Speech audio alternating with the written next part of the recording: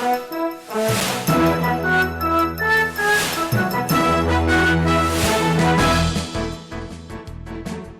is still Inside Pages on Metro Television. My name is Sammy Awuku.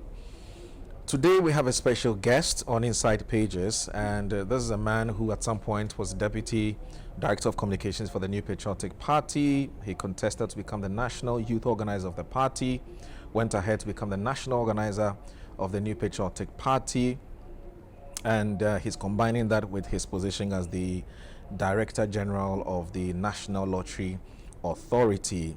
Now, generally, he's described as a people's man. He's an erudite communicator. He is somebody, they call him the capo, the field marshal, and so on and so forth. He's also a tactical and an astute politician. I'm talking about Mr. Sammy Awuku. There's one thing a lot of people also associate with him, which is Boy Sabre. You know, and it was very interesting to ask him whether it's still Boy Sabre, and as I say, Boy Joe Mwedi. Sammy, good to see you. Good to see you, Mo. and I love the diabolic news that you started off. You know, there was one other diabolic thing I was going to add, which is that the unfortunate thing is that you attended St. Augustine's. You know, you should have been at Anisado College. No, we are loved and hated in equal measure. You and I. I like that. I like that. I like that. That I know. Right. No matter how hard the zebra will try. Right. Will never attempt the sea. Well. So at least you always ended at Bacano. You finished me. I finished in fact, I probably should end the interview now. I think we have some. Okay, it's okay. Right. At this boys now, then be the problem for the country. Well, I don't know about that. Okay. We're supposed to be a classic definition of good news. Yeah. Let me leave it there. Thank you very much. Now, good to see you. You know, good to see you, and Happy New Year. Happy New Year to you tomorrow. And any New Year's, the last time I heard from you was you extending Christmas wishes. That's true. I thought I was going to follow up beyond the text. There should have been a follow up with, Director General. I mean, this is. Even though I'm a Muslim, I'm talking about you. Yes. Even though you're a practicing Muslim. Yeah, it's very. There's nothing wrong in saying that. Oh, this is my little gift in saying a Merry Christmas and a Happy New Year. It's not late. Okay. In fact, coming here this morning, I knew you were going to say this, so I'm actually very ready. Thank you. And you never get it wrong, you know. And what people don't know is you gave me my first opportunity on radio. Okay, thank you very much. Was on Radio Universe. Thank you very much. That was where the whole journey started. Right. You never give up on me. Thank you. And that's why I'm here. Thank you. All right then. So, like I did indicate, people say when you hear about Sammy Awuku, you hear about Boy Sabre, amongst the other attributes that, of course, many of which I've actually mentioned. Boys managing. What does that mean? We are managing through the very storms that the government started on a brilliant note in 2017. Right. And midway through the journey, we're struck by a nightmare, a pandemic that we never envisaged. So we're managing through the process, and we keep giving hope to the young people. I keep saying that since Akufo-Addo became president, not all Ghanaian youth have been employed, but nobody can tell me he cannot pinpoint one person who has not been employed. At least somebody who has gained the opportunity to work. And that gives me hope that we can build upon that success story. Sub-Saharan Africa, and particularly Ghana, according to the World Bank report, almost 48% of the young people aging between 15 and 35 are unemployed. And the backlog in terms of the unemployment rate that the government inherited in 2017 was quite scary. Nonetheless, I believe that you vote for leaders to help change the situation. And some interventions of the government, for me, as a former youth leader and a youth activist, I see some green light inside. Why? Because I keep saying that it's a short, medium, and a long-term approach to solving unemployment situation in Ghana and Sub-Saharan Africa. If you gauge the current mood across the continent, the biggest obstacle facing the young people is jobs. And they want to be gainfully employed, and they want to contribute towards the building of their nations.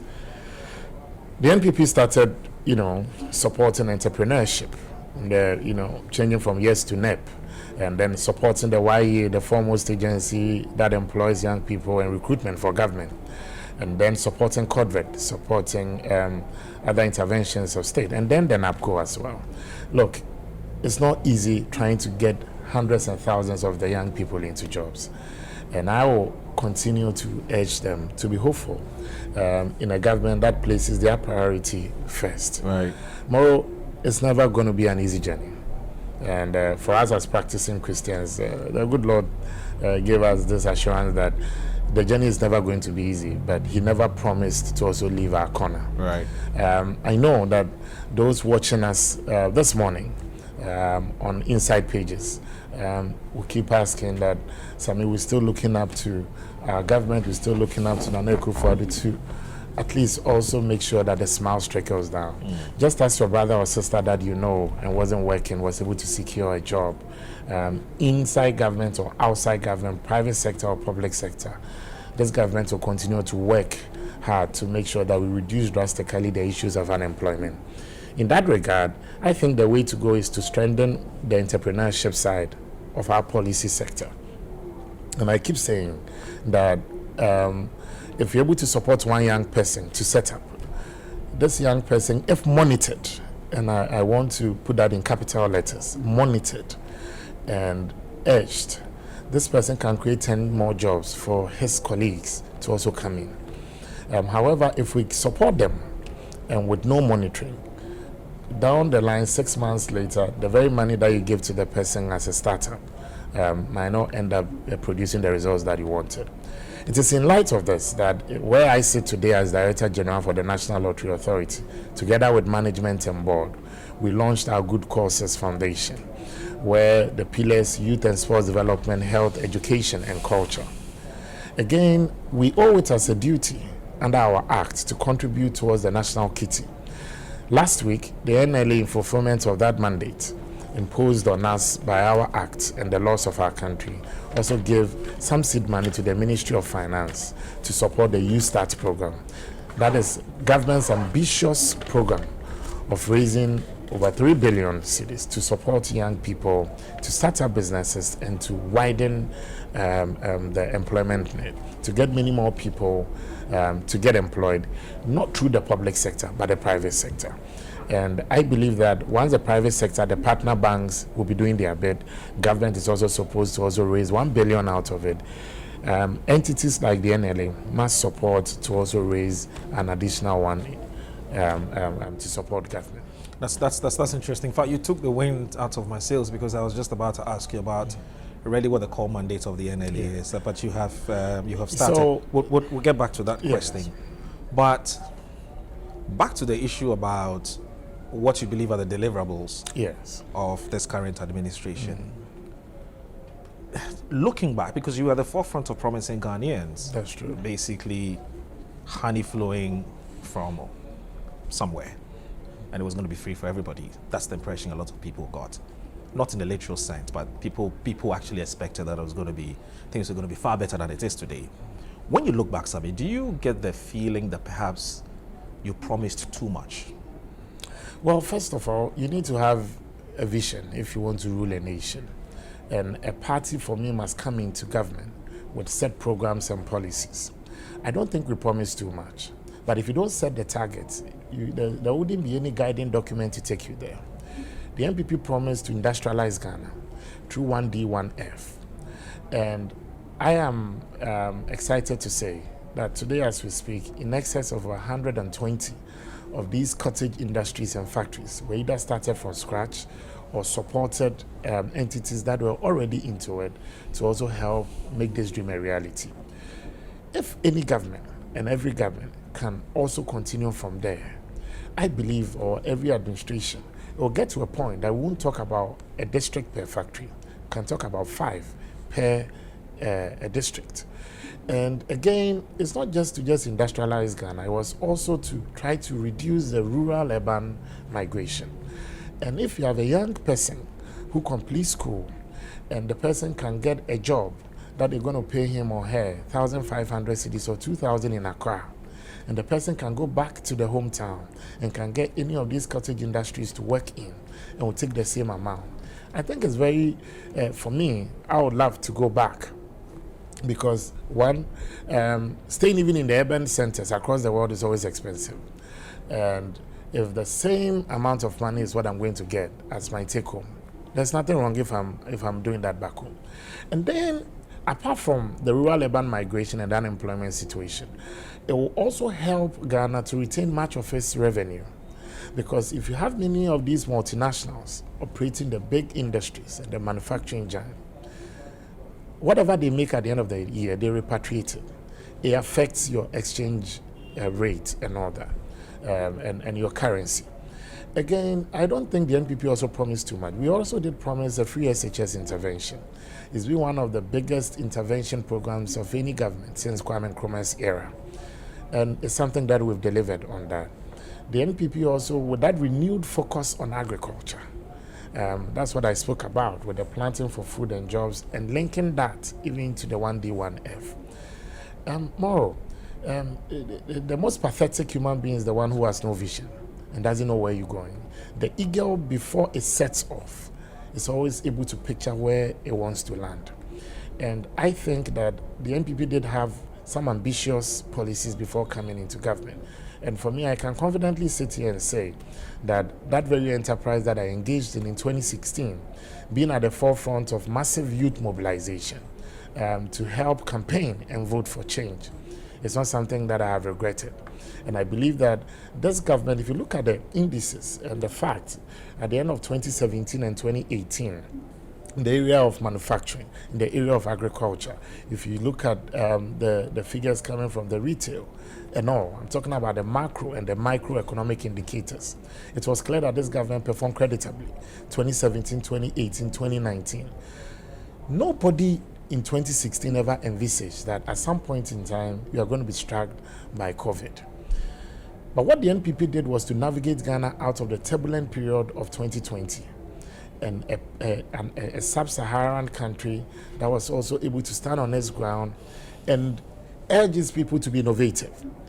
Look, if you look at the manufacturing sector, in the past, not many people would think of face mask being cloth. But Ghanaians became much more innovative with this face mask thing. If you look at this hand washing machines, almost every month you saw a new product. Because first it was just the Veronica bucket. True. But now you hardly will see the Veronica bucket, but you see different types of these hand washing machines. What did they tell me was that people had to revert to their innermost self to find that inspiration to help their country. It wasn't out of anything that the 35th president of the United States, John F. Kennedy, said that it gets to a point that you don't think or ask what your country can do for you, but what you can do for your country. Right. And that was the kind of spirit de corps that many Ghanaians, and if not all, exhibited in 2020. At that same period, the five fingers are not the same. We had to close our borders. And the rich could stay at home and maybe afford some staples. But you still had many homeless and people who fall below the poverty line. Government had to put together food packs to support these people. Right. Government had to also support with utility bills. So I think that if anybody wants to really measure the MPP, you can measure the MPP accurately 2017, 2018, 2019. And 2020 even gave the government distinction because many countries fell. If you look at mainstream Europe, Italy, Spain, it got to a point. Sorry, I nearly said a spanner. So Spain, right. That's in Spanish. Spain. It got to a point the medical authorities had to decide who to live and who to die. Right. Because of unavailability Right. of beds. Today, we have a tropical center, facilities that can at least host and take care of people in times of this serious tropical illness. The focus really of this interview is not necessarily to have a conversation about your economic performance as a government, because I've got tons of questions to ask in that regard. But if I do that, it means it will take, we'll probably spend the whole day here. The book must be closed, but it must be open to read the content. Absolutely. But suffice to say that with all the things that you've outlined, I mean, all the good things that you've said, I mean, the logical thing should have been in 2020 that you probably should have won with probably a margin of 1.5, as some of your people have said. What happened in 2020? It's certainly not the kind of result that you're expecting. I mean, some actually said you nearly lost the elections. You go into a football match to win with 3 points, 3 goals. Get into the match, you win with 3 points, 1 goal. It's still a win. It's still a win. Okay. And no two elections are the same. But There's no top up in an election. That is true. Yes. But that's I think there's anybody something in there to say. I mean, with regards to anybody who underestimates the strength of our opponent will not be doing the politics well.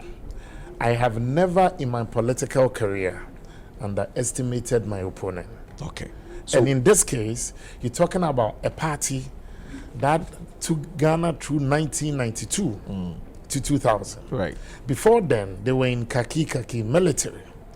They were formidable in placing their people in all sectors. Fast forward, we won in 2000. To 2008, we exited. So in 2012, people would have also said that then the NDC nearly lost the election. We believe we won the election in 2012. We took it to the Supreme Court. Because the results, it was almost statistical dead heat. Fast forward, in a 5-4 verdict, the NDC were declared winners. In 2016, the Ghanaian people gave an overwhelming verdict.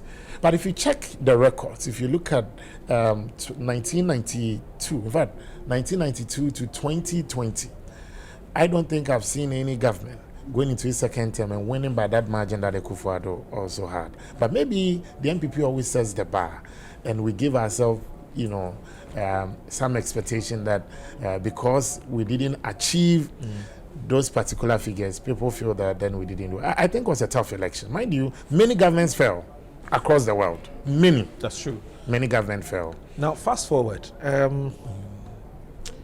We'll talk about the NLA, what you do, some of the reforms, and so on and so forth. But there's currently something happening within your party. Sorry about that. Yes.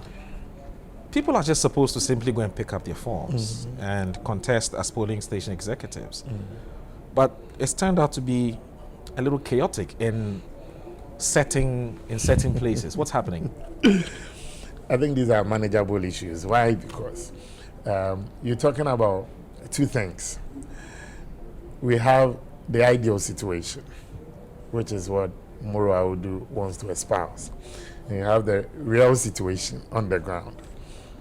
I want to stand shoulder to shoulder with my colleague national officers and the Honorable Freddie Blair, national chairman, yesterday at his press conference when he said that people should be given the opportunity to pick their forms. We've extended the deadline by a day, 24 Close of day hours. today, yes. Close of day today.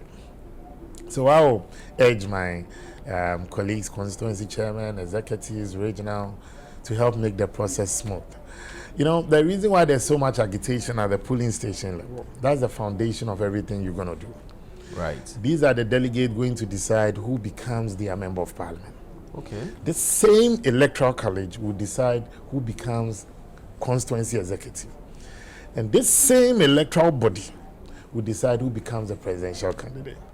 So the stakes are high, and interest for me, it's not unusual, but what we need to avoid is unnecessary acrimony. Why? Because when all is said and done, we will have to still come together and shake ourselves, extend a hand of friendship. I don't do emotional politics. You win, you win. You lose, you lose. And you come back. And every setback is a setup for a comeback to glory. Okay. And finally, I'm saying I'm happy that something is happening within my party. We have started ours, right? Yes. It's not just the MPP, which is a political party in power. We will finish ours. If what you are hearing is reggae, wait till you hear the hip hop when the others start. From the other side. Yeah, so that's and you can't wait. Oh, well, I'm currently concerned with mine. Okay. But I'm saying that it's not an unusual situation. All right. The stakes are high because in our largest opponent's family, they will also be decided. Those same body, that electoral college, will also determine who becomes their constituency executives, parliamentary candidate, and flag bearer. So you might be hearing radio from ours. Nowhere cool. Nowhere cool at all. And I'm happy. None of my colleagues in the NDC had even sent me a message to say, Charlie, what they happen. No, because they know that give yourself maximum 3 weeks. You will hear different sound. I see. And that is what excites you, the media. At least you have something to nibble on. Absolutely. Okay. At our disadvantage. Mr. Awuku, you are now the Director General of the NLA. Yes. I think congratulations are in order. Thank you. And it was one of the We've had a announcements. lot of military. Yes. And most of our former transition heads were, into civilian. Yes, most of our leadership. former DJs were men in uniform. Right.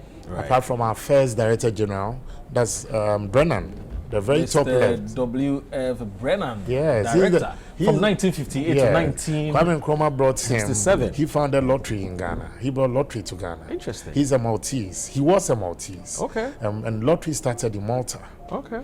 So this is a very sacred room for the NLA. And then that's where it lines up all his former DGs and current DG. Right. And so if you count them, you see that lots of them were either colonels, lieutenant colonels, generals, brigadier generals, and I'm also agitator general. So well, you are. I mean, the field marshal, as people affectionately call you. But Sammy, this position that you have as the Director General of the NLA, is this something that you wanted, or this was something that was given to you? I think it was a challenge that I accepted. The president was clear in his mind when he invited me over. He said, "My man, what do we do?" And we had a chat. And I said, "You know what, Mr. President, let me see whether we can turn the NLA around." And his words were very comforting. Okay, people expect you to do so much. Go out there, perform, and make all of us in the world proud. But remember, this is public service. And there always will have to be transparency and accountability, because someday there will have to be accountability. Absolutely. So very profound, isn't it? Very profound. And for me as a young politician, decisions that I take today, someday I'll have to answer for them positively to exonerate myself or indict myself. So when I'm not comfortable with some document, when I'm not comfortable with something, I don't hesitate to call on people for advice. I see. You take legal advice, you take professional advice. Right. So every day is decision point. Decisions are being made almost on minute by minute basis. And you've been here for 6 months, I believe. I think 7 months. 7 months. Yes, since August, because officially the announcement. Yeah. The announcement was end of July. Right, but you're soon office but I 1st came August. in on the 9th of August, even though the letter was for 31st of July. Any particular reason why you did that? Why? I wanted to stay back, have a 360 view of the NLA before I enter. Because you had heard a lot about them. Yes, and I needed to take my time, read about them, read about every human being, profile almost every potential person I was going to work with. I see. And have a fair idea on how to approach the terrain. And did the profiling include, for instance, so who are the NDC people here, who are the CP people, the PNC, MPP? It was part of it. Was part of it? Yes, why not? And I don't walk into any meeting without knowing the agenda. And I also don't enter any premises without having a fair idea of who is what, who does what, who pulls the strings here, and who are those who form the cartel, the cabal, the mafiosos, and all. It's good to have a fair idea. However, after having that profiling done, there was one thing I said to myself. It's public service. The core mandate of the NLA is to raise revenue. Right. It's not to print political party t-shirts. So, my success or failure would depend on what I contribute to the state kitty by leading the NLA front. And I was very candid in my first staff deba that I'm not here to make, I'm here to make new friends, and I'm not here to inherit people's enemies. Because almost every DJ brought people under the NDC, under the MPP. One thing that I realized that had become endemic in the NLA's very organizational structure had been that depending on the regime that brought you, you are judged by the content of that, not your output. And I didn't mince words, those I knew that they were of NDC persuasion. I said, hey, I want us to work together. You told them that? Yes, there's nothing wrong. You didn't ask them to go home? No. I told them They that could sabotage you. I mean, well, but the point is, they have allegiances to other but the political point parties. is, I was brutally frank that I'll be watching you, but I don't want you to play on the sidelines. I want you to get onto the field. Okay. Contribute your quota to nation building. 8 a.m. to 5 p.m. I want you to talk and think revenue. After 5 p.m., you can carry the biggest umbrella to His Excellency John Mahama's house. You don't care? I don't care. 8 a.m. to 5 p.m., think and talk revenue. After 5 p.m., come to me. Let's talk how we can make the MPP greater and how we can assist the ruling party and the government of Akufo-Addo to succeed. But 8 to 5, you dare not come to talk to me about politics, and they will tell you. And they will tell you, DG, he will call you out. Or the NDC or MPP, 8 to 5? No. And nobody is more MPP at the NLA than me. I'm the national organizer, for goodness sake. So if you're a polling station executive, you think you have more stake in it than me, national organizer, combining these duties as I sit here. And I do that effectively. I give what belongs to Caesar, 8 to 5 p.m. And I go for my political meetings in the evening and weekends. That's interesting. Yes. And I think it's good when you are candid with people. Right. I'm not neutral. I'm heavily biased towards the MPP and Akufo-Addo. And I told them at the start of us, so they love me for that. That I'll tell you. So you haven't sacked anybody because the NDC? In fact, people have been promoted based on merit, both NDC and MPP people. And since I came in last year, October, I gave every staff one step up promotion. Every staff, whether from CPP extraction, NDC, NPP, PNC, GCPP. And then we had some few challenging staff agitations in the past. Now there's cordial relationship between management and union, where it's not antagonistic. We always have passionate, legitimate debate. Aside that, one thing that had troubled their mind was having a blueprint for promotion. It shouldn't be at the mercy, at the convenience, or at the luxury of the Director General or management.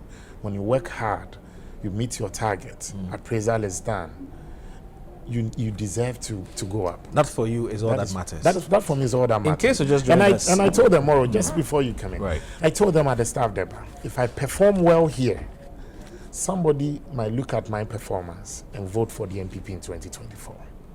Really? You think so? Yes, I think so. And I've had quite a number of people walking to me here at the secretariat and even on the compound. And when I get in, I visit every office. I'm always the first to get to the office. I come in at 6:37. I'm always the first to get, and I'll visit from reception to security, floor by floor. We chat, we chit-chat. Charlie, we move. So I've got some good news for you. You know, when I walked in here, I spoke to as many people as I could. Okay, that's nice. And came to do some I got that training from you. You know how you profile the organization before you came. You taught here, me. So. Just in case. Well, the good news is that everybody likes you here. Everybody Which loves is you. bad. And it's bad? No. You tell me why you think it's bad. This is Inside Pages on Metro Television. I have a very special guest, Sammy Awuku. He's the Director General of the National Lottery Authority, also the national organizer of the New Patriotic Party. When we come back, we will be asking him about the organization he inherited. What was the state of affairs? He's already mentioned that there were issues about unions and stuff, but he's been able to fix that. What other challenges were there and how has he been able to fix it? Stay tuned in.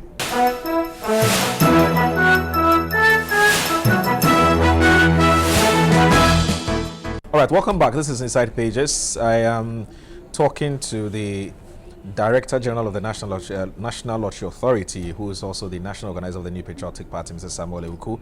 And we've so far spoken quite a lot about, about politics and the economy and so on and so forth. Now we're going to talk about the authority itself, the state in which he found it when he assumed office and what he has done so far. So, Mr. Sammy Awuku, what was the state of affairs when you inherited this particular organization? I think that, in all fairness to my former colleagues, DGs, Director Generals, every generation is credited with a certain responsibility. The times that they came in was very ripe for them to have assumed those roles. And it will be up to me as well to lead this current crop of generation to also make the NLA better. As humans as they are, and as human as I am, we'll have our flaws, we'll have our down moments and our good moment. My job is to build upon their success stories and correct the errors of the past, so that whoever succeeds me will also have to build upon what I came to do and correct the errors that I also made. So yes, there were some good things that they had started, and there are some things that I have coming to also reinforce. First of all, there were some few staff agitations here and there. Union and staff will always have voracious appetite for whatever that they want. Right. It's up to management, for union to find in management a sympathetic ally, Right. and a trusted companion. And that's the kind of leadership that I have set on the table. Right. I've made them more closer to management, and they don't see management as a hostile entity or body. Management must also sometimes stretch a hand of generosity towards the junior and senior staff. I've kept an open door policy where staff who feel agitated by something, they come to me with ideas. I'm a man of ideas, and I'm a man who accepts ideas. Once it's going to help us move whatever we're doing forward, for me, that is very key and paramount to what we do. I've had the chance of taking some of the best advice from receptionists here. Receptionists? Yes. Interesting. Yes. And first, they used to do it in an anonymous way. They'll write it and like a note. Like come and drop it by my car tie and all that. Your car tie? Yeah. How are you supposed to see that? That's your car tie. I mean, definitely when you are boarding your vehicle, you'd see some paper somewhere, and you pick it. But then I told them to be confident and bold. So that was when I started going around. They'll have a DJ. I think this one we can do this and that. DJ, I think the illegals. These are my ideas, and I love to consult. I won't impose my ideas on you, but I'll defend my ideas. And that's the kind of staff force that we want to build. This year, what I want to also concentrate in doing is also to build the capacity of my staff, career development, and the human development, so that if there are some top-ups that they have to do, we are looking forward to a partnership with the Ghana Scholarship Secretariat this year. We're looking forward to signing something with them in March. Right. That will open the way for them to collaborate with the NLA as we want to build upon the human capital and human development of my staff. Right. If somebody is good with sales, I would like to see the person polish up also academically. If somebody is good with operations, I would like to get some courses for the person in finance, in this. Someday, these people we are building will have to take up the roles of Director of Finance, Chief Internal Auditor, Director of Operations, Corporate Affairs, Director General, and all. It's interesting. I mean, you've never really taken over, because, well, I'm sure you're not done with the challenges that you came to face, but I'm sure in summary, that's. Well, aside that, we had some issues with unpaid wins. Okay. And I felt that for the main essence of people engaging in the lottery is for you to change their story. So if there is a win, they expect the NLA to also do the right thing by paying this win. I inherited almost 14 million cedis of unpaid wins. 14 million cedis? Yes. People had won, ranging from 1,000 cedis, 500 cedis to almost 500,000 and all.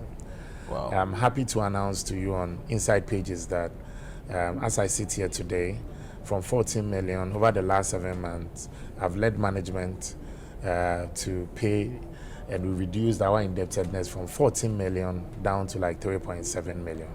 How did you do that? Leadership, together with management and board. And, you know, if you are candid with the people, this I can do it. This we may not be able to do it. Is key. And carrying the staff around for them to see the precarious situation we're in. NLA was in a situation and still in a precarious situation because 70% of their operations is in the hands of the illegals. And that is why I felt that the Honorable Kofi Oseamia, my predecessor, did wonderful in trying to register them and license them. They started in 2020, then COVID struck. So they had to, more or less find ways of coming back to the table. Then I left when I came and I felt that we needed to go back to that drawing board. Luckily for me, I did a solid presentation to management, and the fierce agency of the time needed that management, everybody puts their shoulders to the wheel, because we make roughly around 14-15 million cedis a month. NLA should be making about 30 million, 35 million. How did you come by that figure?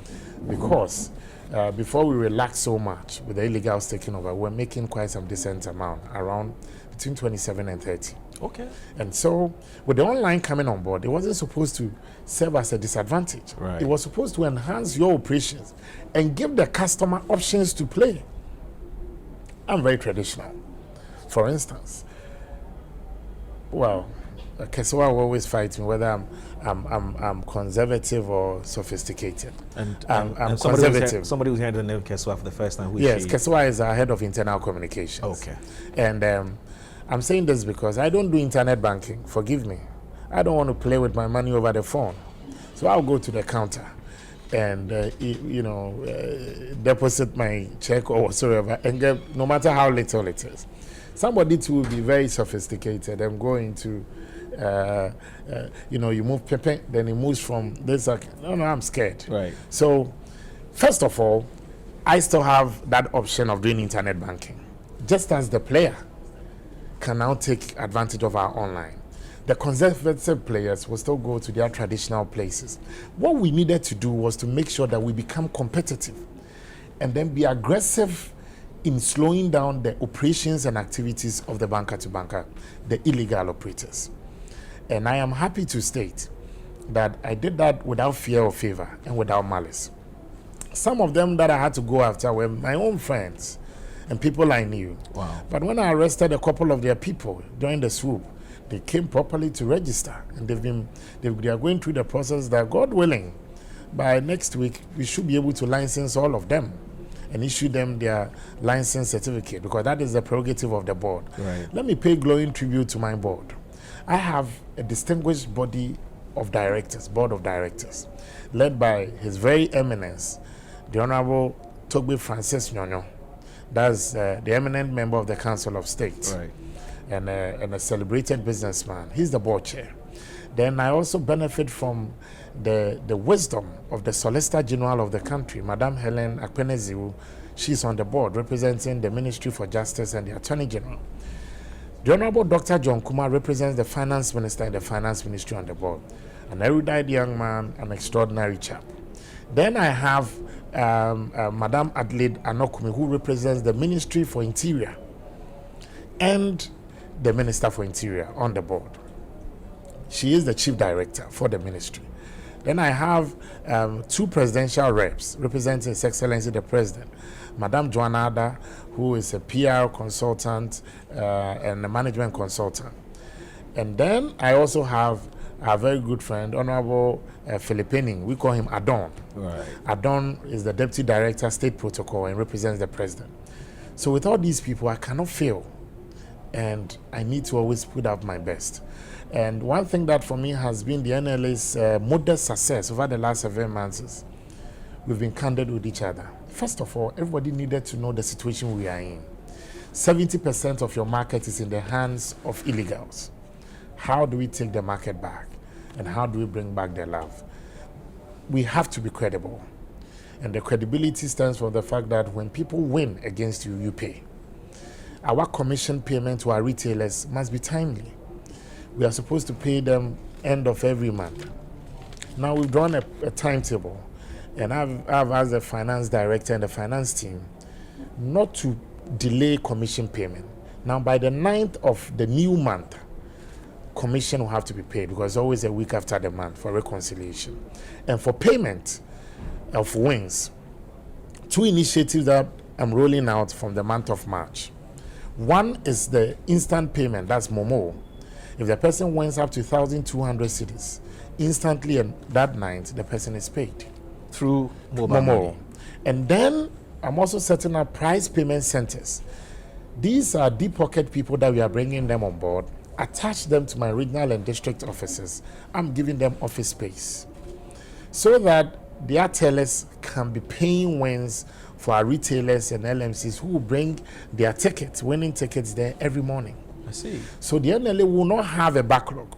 So these 8 to 10 entities, at the end of every 6 weeks, NLA will reconcile with you and pay you the money that you spent on our behalf and pay you a commission token. Okay. So that you're also motivated to absorb the shocks for us. I'm learning this from other lottery bodies because Ivory Coast were making $20,000 a day. Yeah, because you've been doing some traveling. Yes. So that's what you learned. Yes, as of 2019, just some 3 years ago or so, they were making $20,000 a day. Now they make $1.5 million a day. Wow. Nigeria makes almost $3 million a day. We make $80,000 a day. But you know what? We taught them lottery. I see. Yes. That's the irony. So almost is no greatness. We can't keep saying like the Black Stars have been saying 4 times African champion. Yeah. When the last time you won the trophy, somebody was in Pampers. So this time around, we have to be aggressive in taking our market back. And one thing the illegals do that we don't do is that prompt payment. But in terms of credibility, we have credibility and integrity more than they do. I see. So once you become competitive, I know that when I win, the NLA will pay. And the NLA also, our corporate image out there, should be extending a hand of generosity and goodwill to the various deprived communities and people who need help. Our Act 722 mandates the NLA to create moments of happiness and also to enter into third-party collaborations. Use the proceeds of that for good causes. The good causes, it explains that in consultation with our minister, we should support the deprived, the less privileged, the vulnerable, the physically and the mentally afflicted as part of our good causes. What the NLA Good Causes Foundation that we launched, Madam Chief of Staff launched last year, October. They've been doing amazing, touching lives, with supporting widows, supporting orphans, renovating blocks, supporting hospitals, schools, and across board. Right. And as I speak to you, we've also partnered with various institutions to also help provide some level of support. And various members of parliament over the last 7 months, we've supported them to do outreach programs and to support their communities. Right. I think that our good boy side or our good girl side of good causes is what will endear us to the people. Ever since we started that, the NLA has seen some increase even in its sales. And I'm excited to see that we are not making losses. There's some stability and a steady rise even in revenue. And the more we make or we rake in revenue, the more we can support the poor, the vulnerable, and the less privileged. Clearly, you're on a mission to rebrand NLA. Clearly, I am. I'm a man on a mission, and I believe that I cannot do it alone, and I'm not doing it alone. It's not a one-man crusade here. Once my management team and the staff, everybody is now on board. Let's not see ourselves as a divided family, but a family where when we have the little we share. I keep telling the staff that if we don't work hard, we can't pay ourselves. We don't belong to CLOSAC.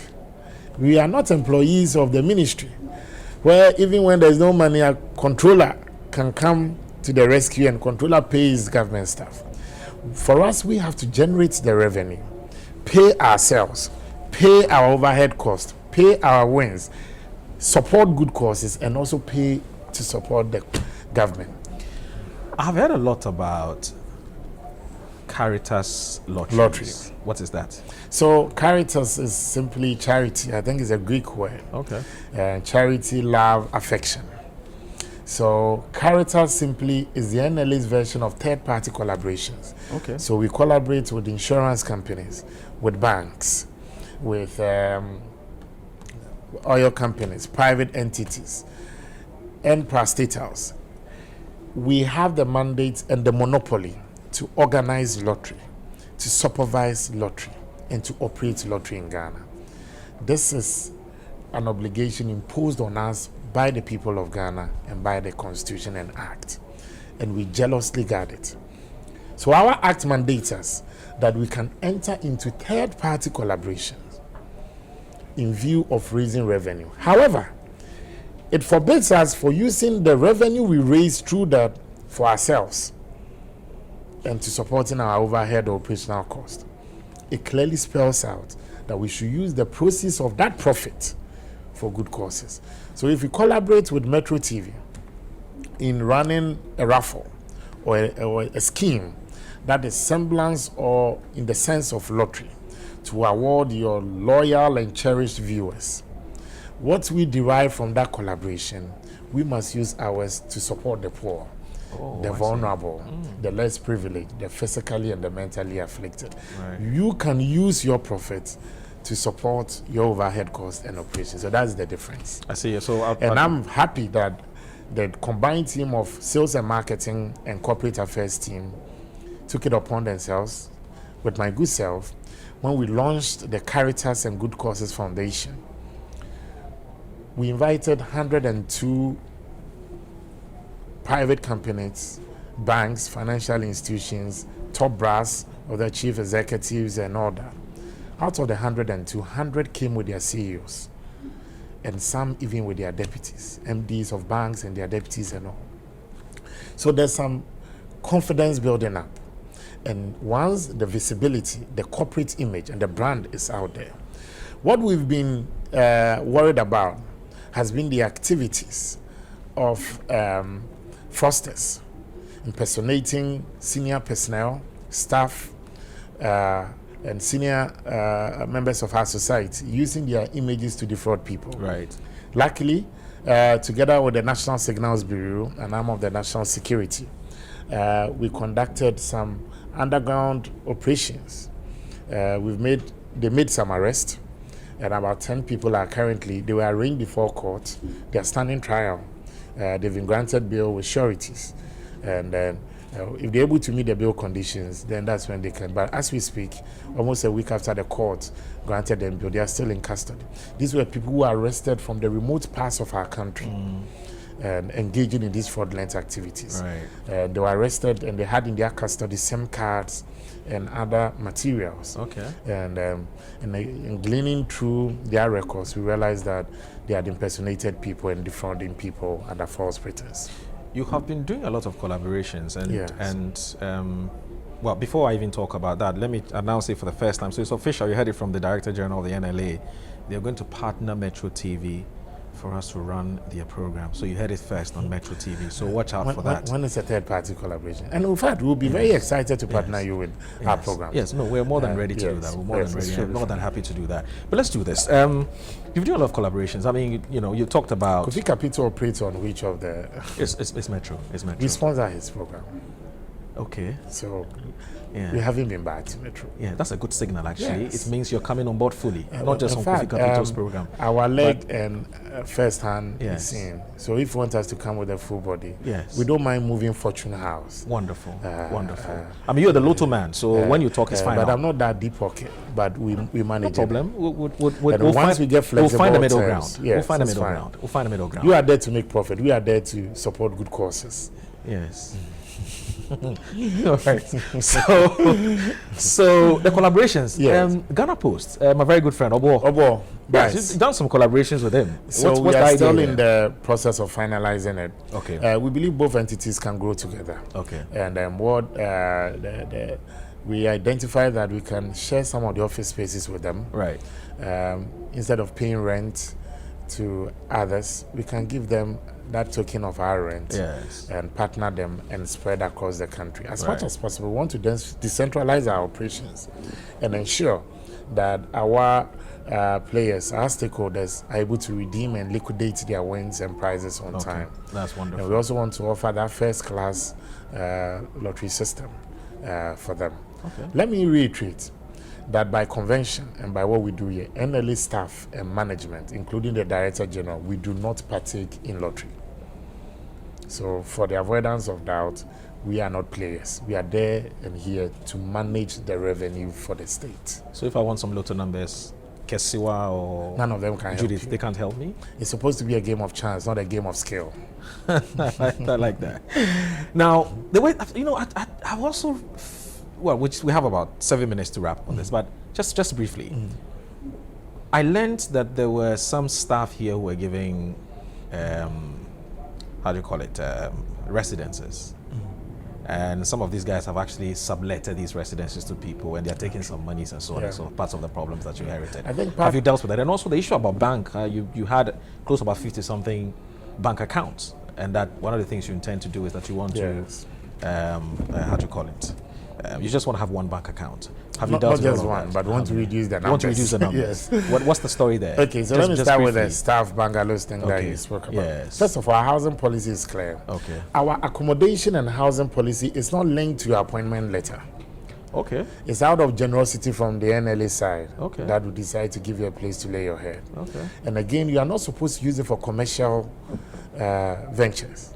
But what I realized, and together with the director, admin, and general service, when we went around, was that some of them have turned it even into kindergartens. And crèche. And these residences are heavily subsidized, and crèche. Heavily subsidized. Because they pay, I think, less than 100 cedis or so a month. You can't be living in Sakumono and you pay 100 cedis. That's true. At Denta, housing down, about half of the facilities that belongs to the NLA. If you take the Sakumono Senate flats, we own almost 1/3 of the properties there, Dansoman. Then in all the regions, we have facilities. What we don't want to see is having people taking advantage of our generosity if you are staff. Again, some of the conditions of it, of the structures aren't too good. So we are in discussion with the board to find lasting solution to what we can do. Of the bank accounts, briefly. The bank account we have, we have quite a number, about 50 or so, 50 plus. But together with the finance team, we are streamlining it. Because the thing is that you pay charges when you have too many bank accounts. True. Every bank account you pay charges. Yep. So why do you want to major in the minors? Right. We're trying to streamline it. Okay. It's not a day's job, but so far we've earmarked some of them for closure. We won't water debt plans. Anybody we're doing business with from this year, you must also show consent to what we do. What's your target in terms of revenue? That's my penultimate question. What's your target by way of revenue for this year? We're looking forward to raising almost 300 million this year. 300 million this year. This 2021, we closed around 244 million. Isn't that ambitious? We should be doing better than that. More Somebody does $580 million per annum. Your next door neighbor. You've all said it's got to be gradual. Yes. So 300 this year. I think 300. We should be able to work hard If towards. NLA is giving us 300, we don't need e-levy. Oh no, I don't think so. I don't think that if you're giving 300 million, you don't need e-levy. I disagree with I'm you. saying that there's a potential to make a lot of money. No, but the point is, the monies that we make, you spend half or almost half of it to pay prices. Right. You contribute into the kitty. Okay. You know, I'm happy that this e-levy thing too has come up as I wrap up. Moro, let me start by also indicating that nobody wants to pay taxes. Right. That's the foundation. You and I, as student activists back in the Commonwealth, or even when RFUF and AFUF, the increase is small, it was a big we issue. go on them all. Yes. But you also have to reflect upon what we can do. That's why I quoted JFK on what we can do for our country in these times. All over the world, every nation is trying to raise revenue within. America's indebtedness had hit $30 trillion. They haven't stopped giving out. I think that I have heard the argument that no, instead of going for the e-levy, we should go for the IMF program. Moro, let me spread this issue on the table. Under Professor Mills and President Mahama, we had the IMF facility, the extended program of the IMF. They used 3 years to disburse $1 billion in tranches of 330 million times 3, more or less. Again, it came with its own conditionalities. Freeze on public sector employment, imposition of new taxes, withdrawal of subsidies on utilities. Our tertiary students were now made to pay utility bills. Fast forward, this government is saying for me to go to IMF for that $1 billion, if we can maybe have a conversation to break ourselves and say, look, let's try to see things we can raise some revenue from. Moro, I am convinced that with the current stakeholder engagement that the finance minister has embarked on and is embarking on, the future looks bright for it. And I'm saying this because if I just oppose the IMF one, with that $1 billion that they will spread over 3 years, and I can raise a potential 1 billion to 1.2 billion through e-levy, and I can still honor my obligation with NAPCO, still keep my free senior high school going, still support my teacher and nursing training allowance, or even support my infrastructure, I think the young people of our country and all of us will buy into it. Because if you put the two on the table, it's between the devil and the temporary blue sea and the deep blue sea that we want to go into. I know that people will say, Sammy, we've had quite a number of taxes, but I believe that a time comes when sacrifices must be borne in the supreme interest of our country. I think one of those moments is now. However, what I will urge government is that in addition to our support and encouragement for government to raise funding within and with this e-levy, which I'm heavily in support of, we should encourage government to set aside a different fund, not consolidated, so that for this one we know that what we raised at the end of this year through e-levy is say $800 million or $1 billion. We decided to target rail network, road network, or we want that to purely go into maybe entrepreneurship or funding this particular thing in support of all of us. When that breakdown is done, we can always keep government on its toes. Okay. As for the convenient excuse of a standard, and I don't fault the opposition at all, because if you were in the situation of the NDC, it's to your disadvantage when the government rakes in more revenue because you think they can do more. But I believe that the NDC wouldn't like to inherit Ghana in some years when the nation doesn't exist. We build upon the success stories of the country. Two quick questions. People, briefly. Why don't you want to contest the national position again? Why are you bowing Moro, out? you started by saying I've been Deputy Communications Director. Yes. I've practiced democracy on the street as National Youth Organizer and as National. I made a promise to the NPP youth when I was contesting for National Youth Leader in 2014 that my biggest goal and target was to help prepare the machinery, make the NPP youth wing a formidable wing capable of winning elections for the party any day, and to deliver 2016. And afterwards, I won't seek re-election. I crossed 2016. I honored my part of the deal. I went to them again to ask for their mandate, the NPP delegate. I mean, in Tamale, the NPP delegates were gracious to me. They gave me about 74% of the vote in Tamale to elect me as his youth leader. When I entered into the race for national organizer, and in Koforidua, the NPP delegate overwhelmingly also gave me 88% of the vote to elect me as national organizer.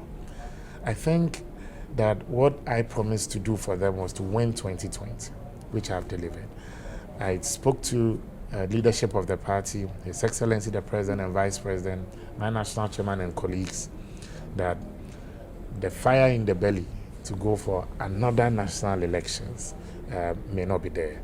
And I don't want to be seen to be occupying space when somebody too would. Recent arrests of journalists and public figures for allegedly publishing fake news under the criminal code have brought back the issue of free speech and its limitations. At the forefront of these discussions is the police usage of Articles 207 and 208 regarding the publication of the false news to detain such people. At a panel discussion in Accra, a former director of the Media Foundation of West Africa, Professor Kwame Kakari, noted that it cannot be stated categorically that the police are trying to target journalists for arrest when media outlets fail to adhere to professional standards and go on to abuse others through their platforms. However, the managing partner of Benchi Encho Lecha and Ankoma Ace Ankoma has educated Ghanaians on the provisions of the constitution governing free speech and press freedom.